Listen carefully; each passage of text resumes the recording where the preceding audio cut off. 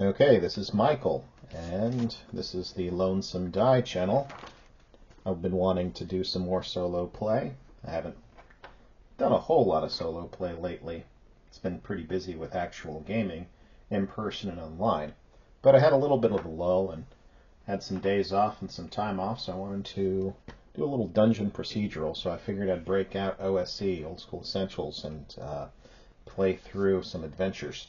So today I'm going to try out playing in the Shadow of Tower Silveraxe by Jacob Fleming. His company is Gelatinous Cubism Press.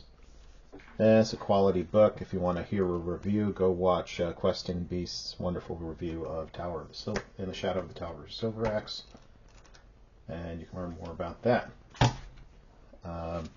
Here's a nice poster it comes with, or it should, hopefully, and the wonderful Gemthrone Wilderness Player's Map on the back of that poster. I'm a little rusty on OSE rules. I haven't played OSE in about 2 or 3 years. My group's been playing other games like Cthulhu, Delta Green, Advanced Fighting Fantasy. What else have we played lately? Mothership. We had a stint in Mothership for this past summer. That kind of stuff. And I'll talk about that some other time. But anyways, I'm a little rusty on this, so I might have to look up a thing or two, or refer to the GM screen at least. But I have it set up and I'm ready to go with it, so I will read the description of the region history if you're interested. At least go over it. So the big thing about this setting is the Tower of the Silveraxe. You have the builders in the background. They are more or less like an elder race. They're kind of three-eyed giants who built a whole lot of things and disappeared or left or whatever. More or less mysterious people that built the tower that is in the center of this region. On the map, we've got the Tower of Shadow there, and that's the region. They built this tower, and this tower just happens to house a magical item that the elves have been protecting. But what has happened recently is a group of mercenary brigands called the Silveraxe, led by a guy named Dward Silveraxe, kicked out the elves, did battle with them, and performed a rite and ritual, and he has now become some type of immortal undead figure, and the undead legions are spreading throughout the labyrinth of shadows, the forest that surrounds the Tower of Shadow here. In this region, you've got basically a hex region and some different factions within the Gemstone Wilderness. You've got the Silveraxe themselves, the mercenaries, the elves who were stewards of the tower, but have kind of been kicked out. They do have a settlement south of the tower where the elves do live. You also have the dwarves of Karn Bular, and they are made up of 3 clans. They used to mine for gemstones and other things like that in the region where the region gets its name, Gemthrone Wilderness. However, it's kind of petered out, and for that, now they are mostly crafters and tradesmen and stuff like that.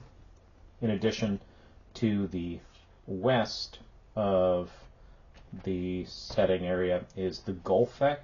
There are a giant kin race of Cyclopses related to the Cyclopses, and other than that, the region is mostly a wilderness area.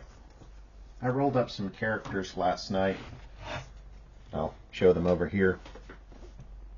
Probably can't see them too well, but that's fine. This is just a homebrewed party record sheet I came up with. And we've got Vopin, the Thief, Froder, the Ranger, Torgar, the Cleric, Adma, the Elf, and there are 2 hirelings, Nick and Sid. All the primary characters, the 4 party members, I decided to make level 2, and I decided to max out their hit points. The hirelings are both level 1 fighters, also with their hit points maxed out. I decided to go ahead and do a party order. We've got our ranger up front with one of the boys as a light bearer, their brothers, Nick and Sid. The thief, Vopin. The elf, Adma. The cleric, Torgar. And one of the other brothers right there. Nick is in the back with the lantern. Sid is in the front with a torch. So I've rolled 3d6 7 times for each character, dropping the lowest roll, and then I ordered them how I wanted to make these characters. And then I just gave them a weapon and armor and had them go from there. I gave the party a bag of holding with a standard list of party items. The cleric, Torgar, is holding the items. I've got some other handouts that I found online for Old School Essentials. One is an experience point calculator. Another one is a calendar I'm going to alter. And the Old School Essentials Dungeon Time Tracker. Let me go ahead and adjust the calendar to my liking. First things first is we need to I'm going to make this spring, and I'm going to do this as the months instead. So we've got, let's see, I'm just going to do this as first month of spring, alright? I know that would really be March, April, May, right? But this is just first, second, third month of spring. And we have the first month of summer. Okay, this is not accurate, this calendar. It's meant to do like really short seasons, but I didn't really care for that. So I'd just rather imprecise calendar days instead, where it's a lunar cycle. That works for me. And each day of the month has 3 checks for wilderness encounters, basically. And 2 in the day or 1 at night or whatever you want to do there. In addition to that, you've got, it's only 28 days, but okay, we'll just follow a lunar calendar and it'll be a little off on the days. I'm not worried about that. We're just treating this as March. Right, I'm going to set aside the map. I'm going to pull out the adventure. And I'm going to just have some fun doing like dungeon procedural kind of thing. Alright, so the characters get into town. And the town they are going into is Bular. That's where the dwarves live. In the back of this book, there is a map for the GM. Actually, where is it? Should be in the back, right? Yeah. That does lay out where all the locations are. So Karn Bular is over here on the map. It's the east. This is where the player characters are walking in. I decided to make them level 2 and max out their hit points because I didn't really want to have to roll up new characters when they died. But I did have another option, and that was to start them off with 0 XP. Like, they're all 2nd level, and they're all trying to get the XP for 3rd level. But they technically only have 0 XP right now. So they have to earn their way up from 1st to 2nd to 3rd, even though, yes, they are 2nd level characters. I've done this before with certain groups and certain campaigns. It works pretty well, either starting characters at 2nd or 3rd level, but starting them off with 0 XP. And with a game like BX or Old School Essentials, it works out for the sake of each class having its own XP chart. Just to make them all 2nd level. or 3rd level. The thief will level up quickly, and the other classes with low XP needs. But obviously the elf or the magician's magic user are going to take much longer. Alright, so the characters have rolled into town to Karn Bular, and they are going to hear some rumors. I'm going to read the description for Karn Bular. On the southern slopes of Mount Sergili sits the walled town of Karn Bular. With a population of over 400 dwarves, it is a busy place where on most days the streets are bustling with its citizens going about their various business. Over the clamor coming from the blacksmith and the crafter's quarter, and the hagglers in the marketplace, the rushing waters of the Amethyst River flows under stone bridges, through the canal bisecting the town. Above the gates, stout guards keep watch for approaching trouble. So I assume the characters come in from the eastern gate. They're traveling west. Okay, since the recent creature attacks, the gates are manned daily, day and night, and remain closed. They are open whenever someone comes or goes for business outside of the walls, but not before a strict line of questioning to confirm identification. So there are at least a pair of dwarven guards with more on call, standby nearby, and they interact with the party, ask them some questions. What business you have in town? You know, all that usual stuff. And the party finds out where the local inn is. Okay, so they find out that the inn is actually through town on the other side. It's just outside of town, and the guards will permit them to travel through town. The ranger here, Froder, has a good reputation in the region, and they have allowed his party to go here before. So they pass through town, they go through the bridge, they go over here where it's marked 1, that's the Traveler's Inn. This modest inn just outside the western gate is welcoming to all travelers, even in the early hours of the night, owned and run by Vander Banderfist, a heavy-set dwarf with a kind sensibility. So he welcomes them warmly. They've stayed here before, and they talk to the folks in town. They've been outside of the region on an adventure and are just coming back. They hear the local rumors. So you could always roll these or just talk them through. I'll read all 4 of them. Myra, the mage in town, is looking to hire adventurers for some errand involving gems or some such. There's a guy named Bulgren, a retired miner, usually sipping mead and reading a book at the tavern, has a treasure map, framed and hanging on his parlor wall. A troll attacked the ranch near the lake to the south. The guards in town will pay a bounty on troll heads. And strange lights were seen at night, glowing within the tower of the builders, which had been dark for centuries. All right. So the party is interested in talking to some of these NPCs. I think they would probably first go to the mage to find out about these gemstones.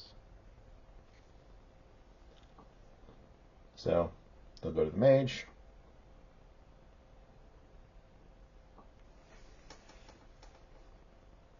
She is the only non-dwarf, Miria, I mispronounced it. The only non-dwarf that lives in Karn Bular full-time. She is studying the crystals found in the ruins in this region. Will pay 1,000 gold pieces for each that is recovered. Alright, so that gives them some interest, something to look into. But they want to go talk to the guards again about these trolls and the attack to the south. So they go back to the gate where they had a good positive interaction with the dwarves outside, talk to them, find out that there is, I guess, an attack to the south. So we'll have to travel to deal with this troll problem. Alright, so looking on the map, Each hex is 6 miles.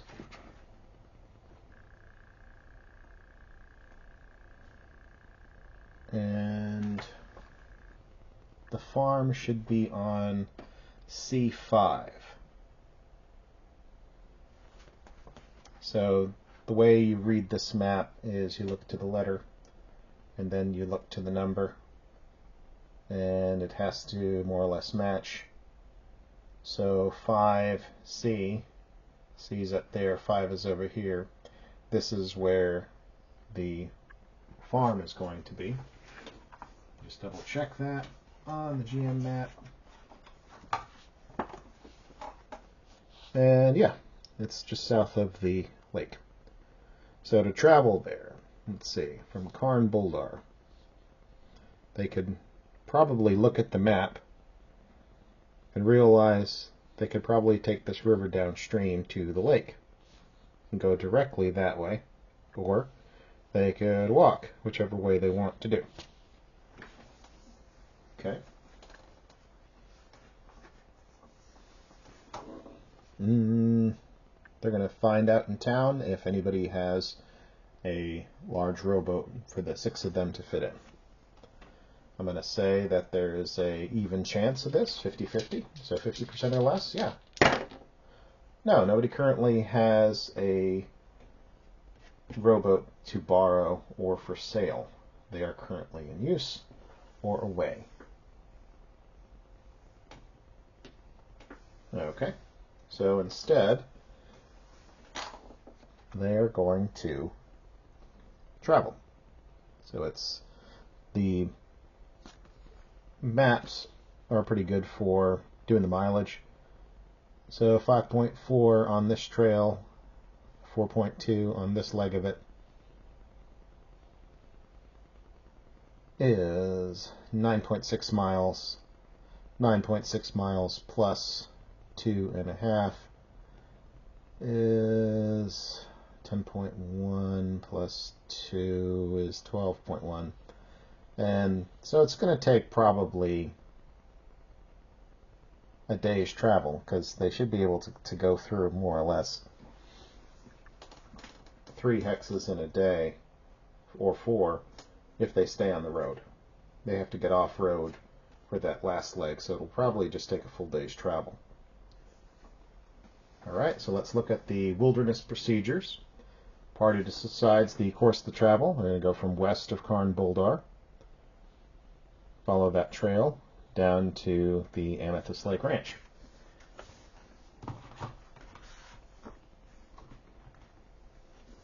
Alright, so the party does have iron rations and stuff like that, some fresh food from town.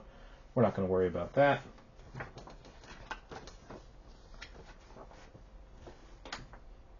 We're going to do some wandering monster checks. I'm just double checking the map and the wilderness procedures.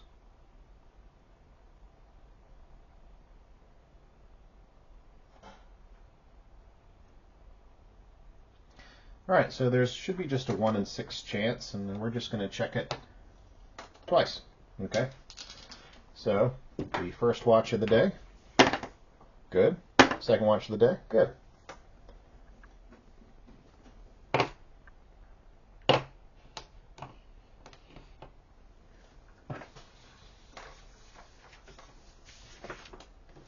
Alright, they've gotten successfully down the trail, and they are now at the Amethyst Lake Ranch. The old-timer, as he's known in these parts, Storg Taggart, runs the cattle ranch near Amethyst Lake. The ranch employs a number of humans, dwarves, and halflings that are looking for decent pay for honest work. However, as of recently, the ranch has run into a bit of a troll problem since the strange event involving the tower. A troll has wandered out of the labyrinth and started making a mess of things, and making a meal out of some of the cattle and ranch hand who was checking out fences.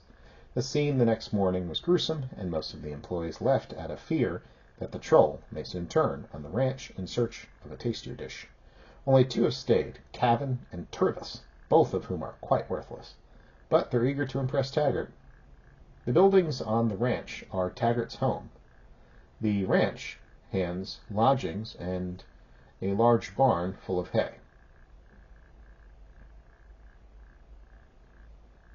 For whoever came up with the miserable lie about looking for spider meat, they'll be hell to pay. Taggart is arachnophobic. So here's the troll problem. Below is what Taggart and the workers know about the situation. They go and meet with Taggart here, talk to him. The troll seems to attack the cattle at night. It's fairly common knowledge that fire is the only way to put one down for good. Cavan and Turvis seem to think the thing is keeping to the woods west of here across the river. Taggart might suggest the players send for more help or recruit some mercenaries before trying to engage with the troll. These monsters are no joke. And then we have the description of the troll. And I guess looking at this, let's see, go ahead and read it.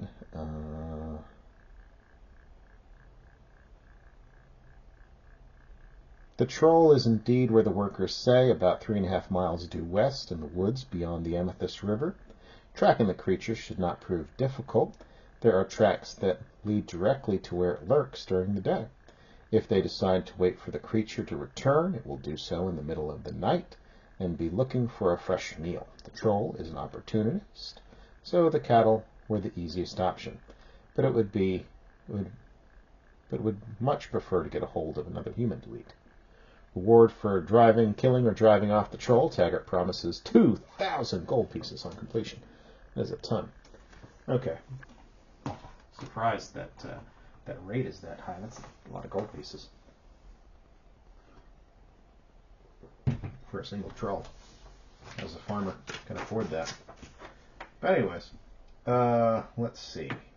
If you're GMing this, you might reduce the treasure total if you want to slow down the XP rate, I guess.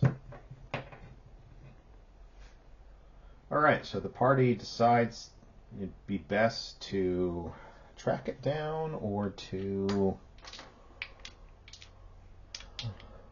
fight it in its lair, or fight it here at night. Well, it's currently night, so they're going to stay out here at night, and they're going to plan an attack using flasks of oil. Each party member and the hirelings are going to have a flask of oil on them.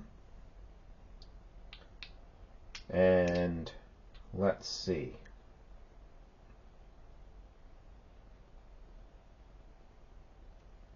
I'm going to assume that Taggart has multiple dogs, like, you know, various shepherds and corgis and stuff like that on the farm as a cattle rancher.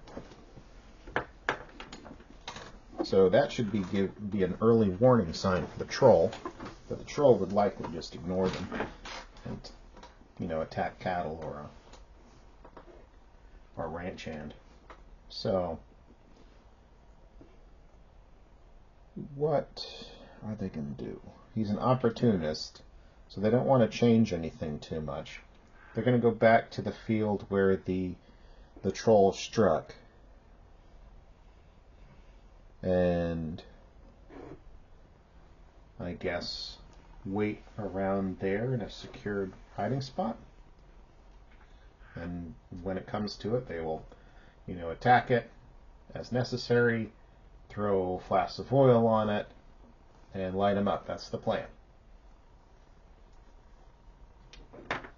Okay. So, does the orc strike? I'm thinking likely, so 70% chance or less. Oh, 74 again. Weird. Alright, so the orc doesn't strike that night. They waste a watch and are rather tired.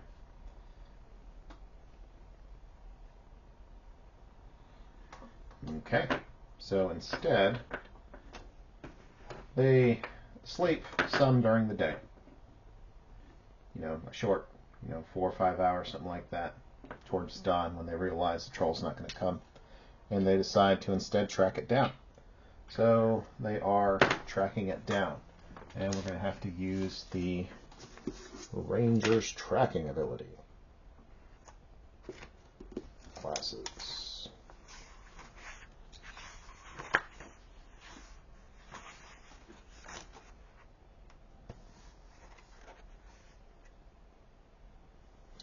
Right, Rangers can identify and follow tracks. The skill improves as the character gains levels. See the table on the right. Success may be modified by the following factors.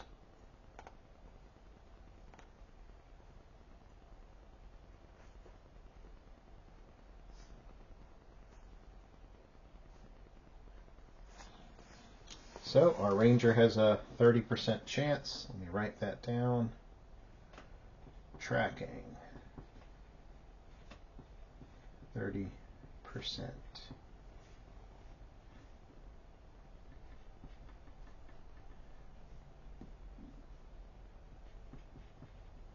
I forgot to write down a few things. I'm going to go ahead and write that down for the Ranger.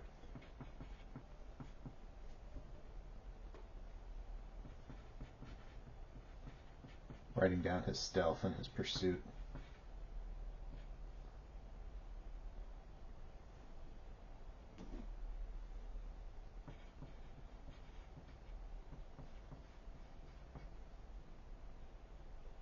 All right.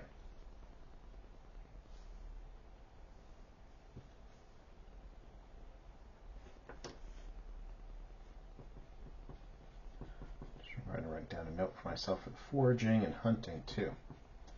All right, so the Ranger has a 30% chance. I'm going to increase this based on that it is soft ground. It had rained recently, so it is muddy enough. However, it didn't wash away the tracks, like the rain came first and then the monster traveled through it. So plus 20%, 50% or less, they find the tracks. They do. They find the tracks and are on the trail of the beastie. And they find it where it said they would, which is in the woods nearby, to the west of them.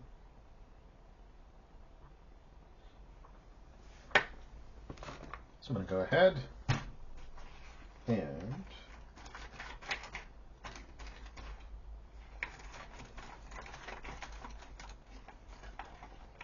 said it was only 3.5 miles west.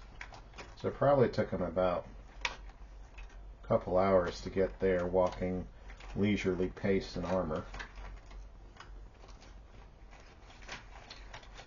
Less than 2 hours. Just trying to find a few bits of cover, or whatever you want to call it.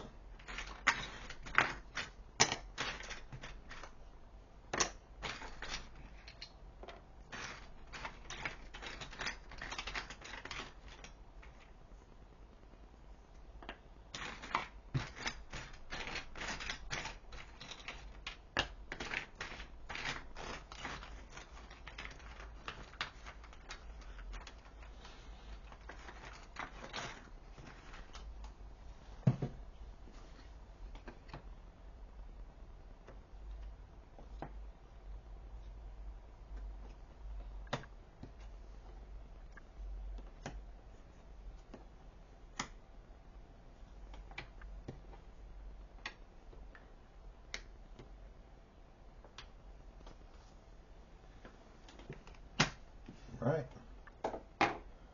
Place the orc over there in the green bead. It is resting in the hollow of the trunk. That works. Let's see. I'm going to move this over here.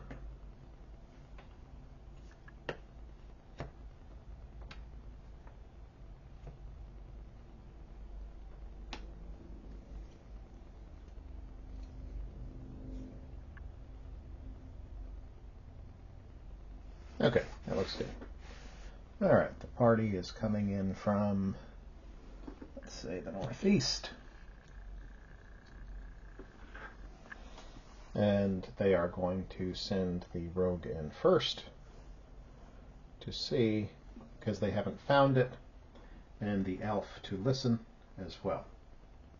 So we will use the elf's listening ability and the thief's listening ability as well to see if they can hear the beast. Alright. White is voking the thief. Okay, he hears the beast snoring, I guess. Or breathing loud. And so does the elf. So they are alerted to hearing the troll snoring in this general area. So the party should not be surprised. Okay, the troll is trying to sleep, and the party is going to approach it. And they're going to fan out. Okay. However, they can't sneak too well. So I'm going to say they get to about here, and then they're going to send the ranger and the thief forward.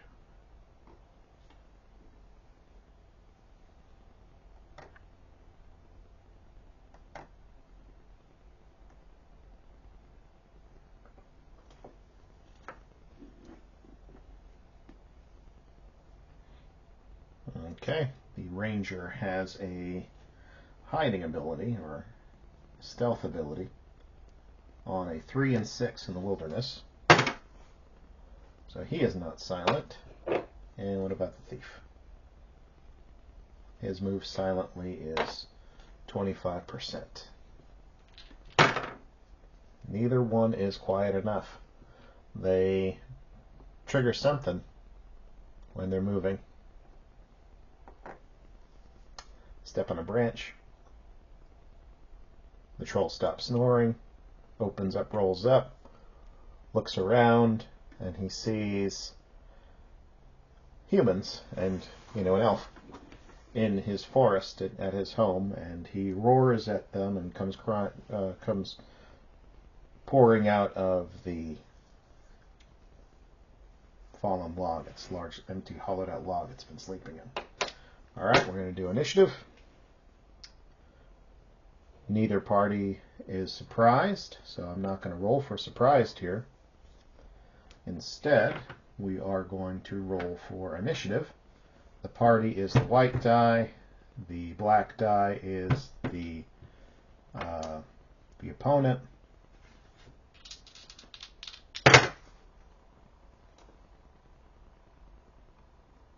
Highest stacks first, so the troll is acting first.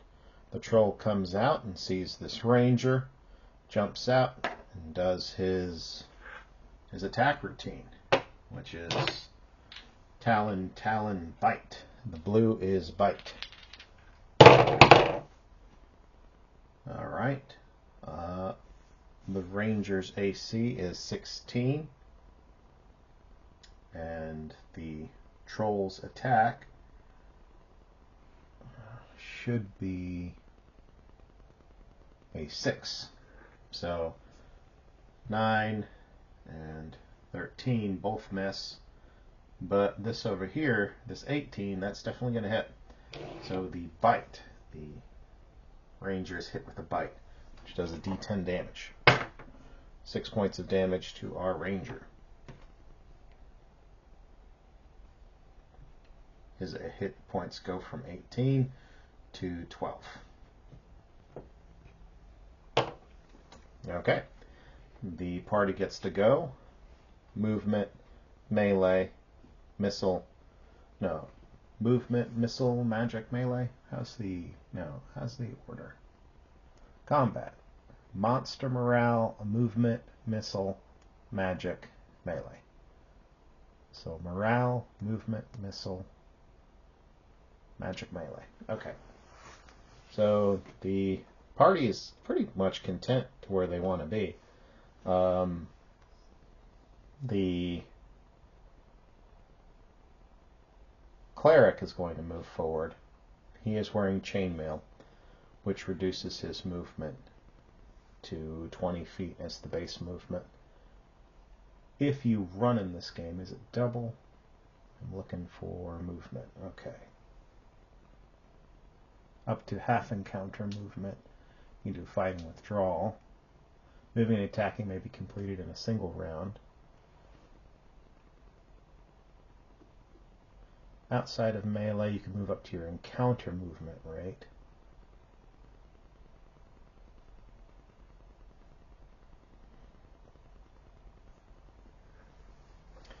So he is just going to move 20 feet forward. 1, 2, 3, 4. Each one is 5. Okay.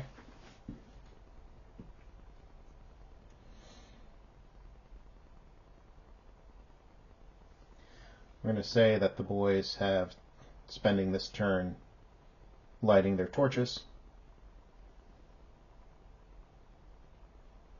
The thief is going to come around and see if he can hide again, maybe behind this, with another hide and move silently so he can get the drop on him.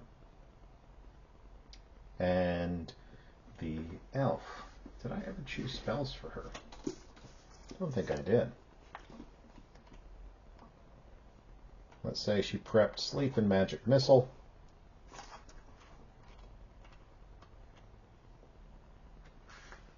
So she will use 1 Magic Missile on the troll. She gets 2 per day. What does she get for having a high intelligence? Does this game have bonus spells for intelligence? If it does, I don't see it. We'll work on that later. Anyways, she will use 1 Magic Missile. Alright, so the first thing she's going to do, missile. We've done all the movement we've wanted. She's not moving. Nobody's throwing any missiles or shooting any bows. So spellcasting next. Magic Missile is an auto hit. I think the damage in this version of the game is a d6, right? Magic Missile is d6 plus 1. Alright.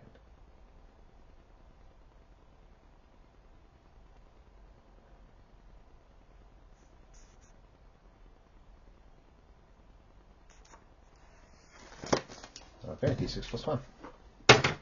Alright, she does 5 damage to the troll.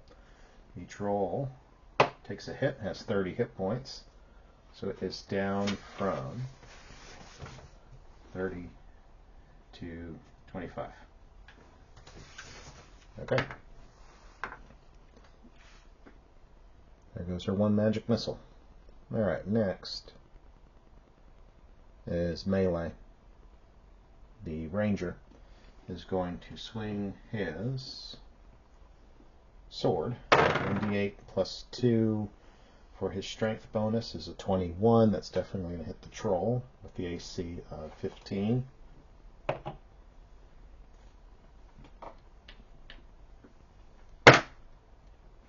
Six damage plus 2 strength is 8 damage.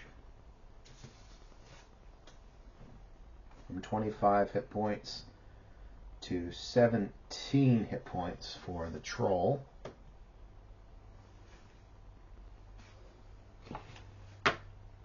Okay.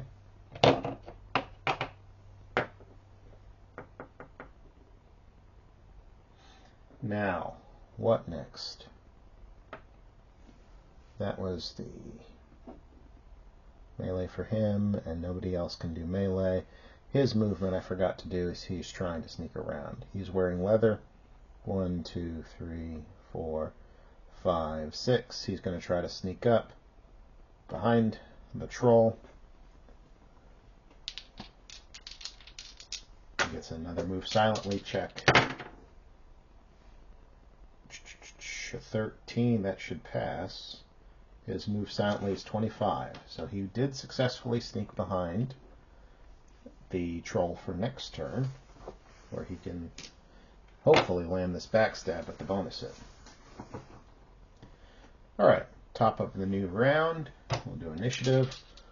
White is the heroes, black is the villain. Okay, heroes go first. Alright, first thing in this encounter, monster morale. Now normally the troll has a 10 for morale, but when there's fire present from the boys over here, he has a morale of 8. Now, for morale you use 2d6. Let's see.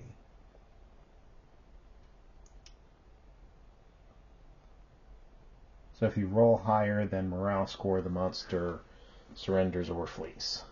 Okay, so he's got to roll an 8 or less. Alright, he succeeded. He is sticking around. Alright, next thing is movement.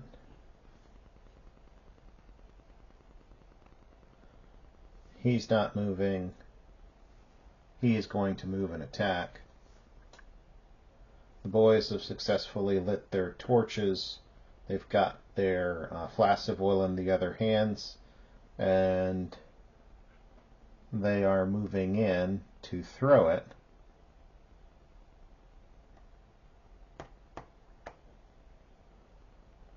Okay.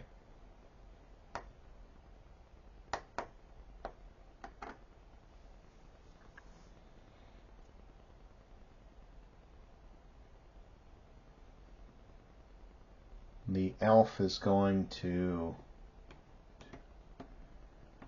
move to try to close off the troll from leaving, if they can kill it.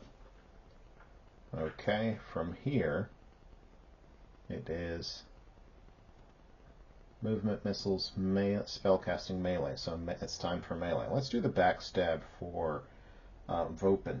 He's the thief. Okay, his roll is +4. 12 plus 4 is 16, which beats the monster's AC. 15. Okay, so he does double damage on backstab.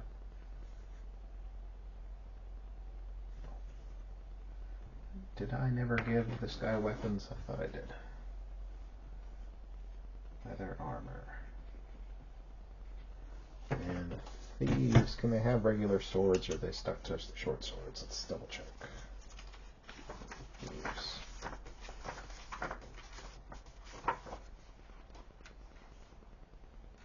Weapons, any, cool. So he's going to have a sword and a longbow.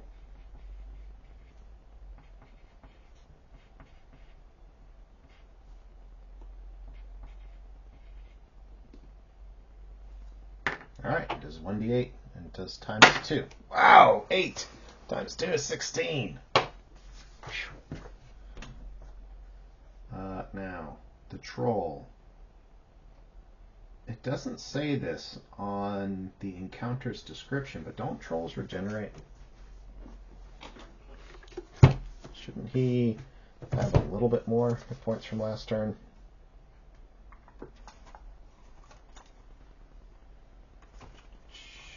Because otherwise the troll has 1 single hit point left.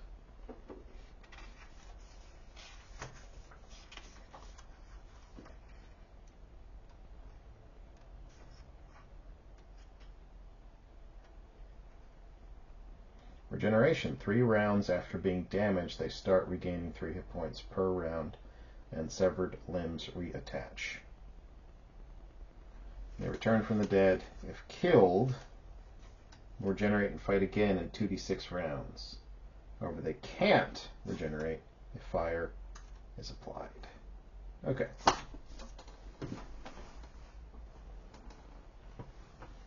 Alright, so this thing has not regenerated. Instead, he has 1 single hit point left. Alright, so way to go, Vopin. That was going to make this encounter. Alright, so from here, let's do the cleric. That is Torgar. He has +1 because of his 13 strength. Nat 1, he misses. Not doing criticals in this game. Followed by Froder. +2, 17 plus 2 is 19. It hits. Damage on the longsword is, wow, 8 again, 10. So the troll would be at -9 if we were counting negatives, but we're not. So instead, the boys douse the body with oil and light him up, and the troll's rubbery, stinking corpse burns. Except they do sever the head first, so that they can show proof to Taggart, Stored Taggart, and that they can also hopefully bring him back into town and get maybe an additional reward from the town's guardman. A troll. So for, let's see, treasure recovered. They go back to Taggart. It takes them a few hours. They've killed the troll. They get the XP for that. And they also get 2,000 gold pieces. Taggart reward.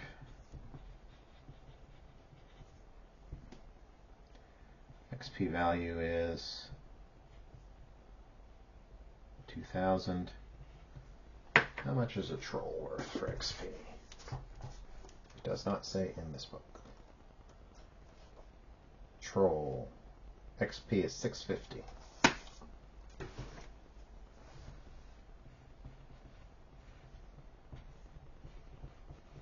All right. Taggart and his men are quite happy.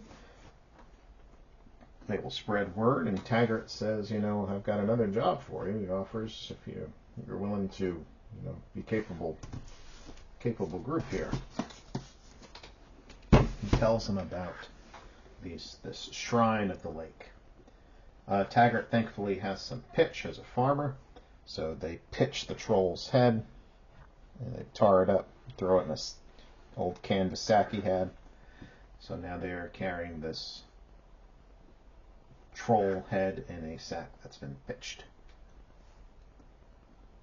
So he tells them that, Taggart tells them that some time ago he lost an important heirloom while out fishing on the lake, a locket that belonged to his late wife, Brunhild. He wore it every day since their uniting ceremony, that is, until it was stolen right off his neck by one of the Nixie creatures of the lake. He is certain that the locket is somewhere in the shrine ruins that are located on the island on Lake Amethyst. Taggart won't necessarily want to reveal this personal bit of information about himself. He is often guarded with his emotions, but this is a large part of his grumpy demeanor. If the players appear competent and gain his trust, Taggart may let his guard down a bit and opt to tell them of this lost locket so as to hire them for its retrieval. So he says the locket was stolen by a group of Nixie that inhabit the lake and dropped in the fountain within the shrine. The Nixie are not hostile most of the time, but play tricks. Taggart has put the boat in the barn. So he doesn't tell them about the boat, they ask. So yeah, he'll offer them 3,000 gold pieces worth of amethyst gems if they retrieve the locket for him. So, man, this rancher sure is rich. 2,000 gold pieces for killing a troll and 3,000 for returning the locket. So it's a lot for a small group party. Alright, so we'll pick it up in the next session to go to Amethyst Lake and take the boat that the party definitely asks about. Alright.